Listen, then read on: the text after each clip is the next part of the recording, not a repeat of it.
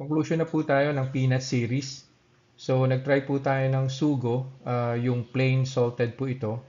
Meron din po tayong SNR peanuts, coated with garlic. And then yung last item for our peanut series is yung nagaraya. So, coated peanuts din po ito.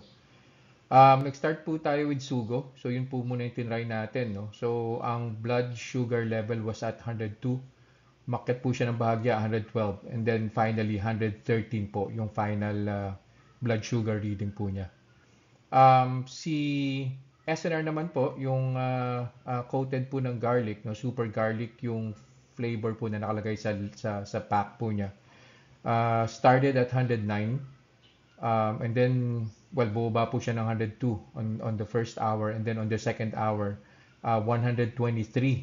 So medyo nagduda po ako dyan. So tinry ko po ulit na kumuha ng blood sugar level on the third hour and bumaba din po siya. Eventually, 118 po yung blood sugar level or yung pagkaka-measure po ng blood sugar on the third hour. Tapos last on our list would be yung nagaraya. So ito po yung coated, no?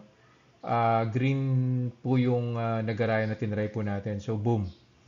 103 po yung start po ng blood sugar level natin. Umakyat po siya ng 130 on the first hour. On the second hour, nag-shoot up po siya. 195 po yung blood sugar ko.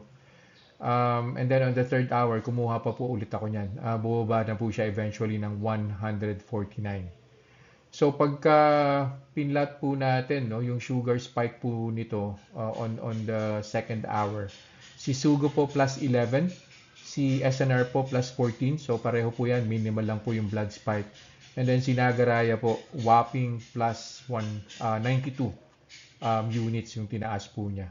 So definitely, and probably I would generalize yung mga coated po na peanuts, no, medyo something that we need to think about and dapat po siguro nating iwasan yan.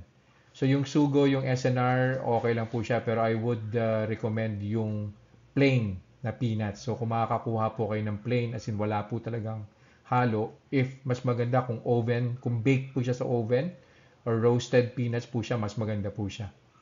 So yun po. That's it for today. I'll see you guys in the next vlog. Bye.